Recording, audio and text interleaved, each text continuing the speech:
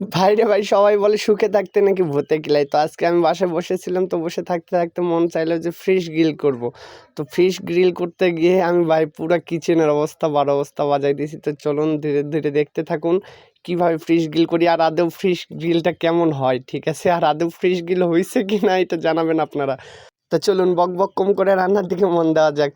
তো ভিডিও বানানোর আগে আমি মাছটি ম্যারিনেট করে রাখছিলাম আর কলা পাতা নিয়ে এসে রাখছিলাম। পরে কলা পাতা দিয়ে মাছটি সুন্দর করে মোড়ায় আমি চিন্তা করলাম যে গ্যাসের চুলার উপর দিয়ে আমি এটা গ্রিল করব। হ্যাঁ, তো পরে আমি হাতে তাপ লাগতেছিল, ওই কারণে আর কি এইটা নিছি। এইটার উপরে রাখার পরে আমি এটাতে আগুন জ্বালাই দিছি।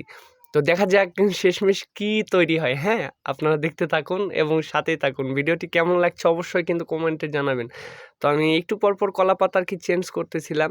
তো দেখতে দেখতে আমাদের সম্ভবত রেডি হয়ে গেছে। এবার একটু ওপেন করে দেখব। তো আমি আর আমার ছোট্ট ভাতিজি মিলে এটা করতেছিলাম। আসলে দুষ্টুমি করতে করতে এটা হয়ে গেছে। হ্যাঁ, তো সবাই অবশ্যই জানাবেন কেমন হয়েছে। তো চলুন দেখা যাক। হ্যাঁ, এটা খুলতেছি, দেখতে থাকুন কেমন হয়েছে এটা। ভাইরে ভাই, এটা খোলার পরে যে একটা লুক আসছে ভাই, আমি এটা দেখার জন্য মোটেও প্রস্তুত ছিলাম না। তো দেখতে থাকুন, এই মুহূর্তে বের হবে আমাদের ফিশ গ্রিল। এই তো বের হবে এখন। অনেক অনেক অনেক সুন্দর হয়েছে ভাই, বিশ্বাস করবেন না, সিরিয়াসলি বলতেছি অনেক সুন্দর হয়েছে। তো এখন আপনাদের কি মনে হয় এটা খাইতে কেমন হবে? হ্যাঁ, আপনাদের দাওয়াত রইল। হ্যাঁ, চলে আসবেন আমার বাসায়, ইনশাল্লাহ আপনাদেরকে একদিন রান্না করে খাওয়াবো, চেষ্টা করব।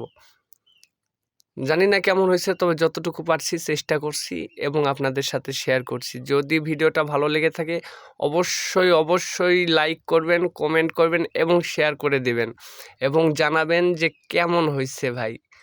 পরবর্তী ভিডিও দেখার জন্য, তো পরবর্তী ভিডিও দেখার অনুরোধ রইল। সে অবধি সবাই সুস্থ থাকবেন, সুন্দর থাকবেন এবং অবশ্যই জানাবেন কেমন হয়েছে, অবশ্যই জানাবেন।